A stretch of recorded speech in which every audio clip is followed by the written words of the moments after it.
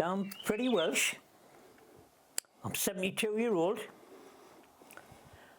I started the pit straight from school.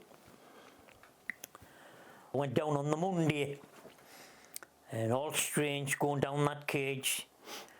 Wind, pitch black, and whoosh, the noise. I was maybe 17,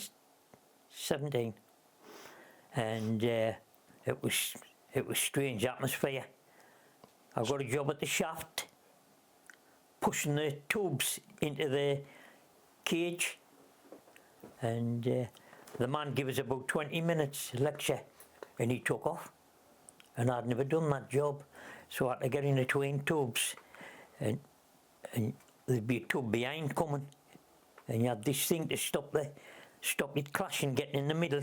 You could have gotten your head knocked off. He took off. I thought, hey, this is not the norm, is it, old bloke? You know, he wanted to be aware. Aye, I saw him out again on. You'd fall asleep 3 in the morning.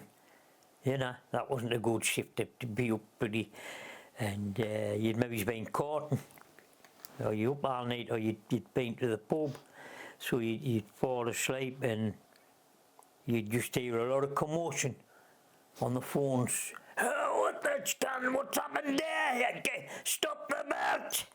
And I've seen little bits of spark and all on many occasions through the rollers getting clogged up, and just a load of coal. Anyway, you'd stop it, the belt would be smelling, burning, and then you'd panic because you're just a young lad. You get the shovel, woof, shovel. You learnt your lesson, like, to keep awake. Out drinking up the King's Head. We had the King's Head, we had the mutton, we had the half moon, we had the Mason's Arms in a radius of 1,000 yards.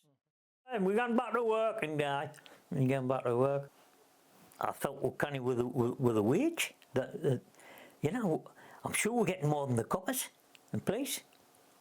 But there again, as it brew and brew, going towards the strike, you could see we were a militant pit, very militant.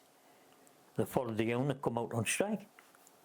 I had to carry on with being a deputy to keep the pit going, check for gas and water. I only worked 2 weeks in the strike, 2 weeks out of the year. It was only a year.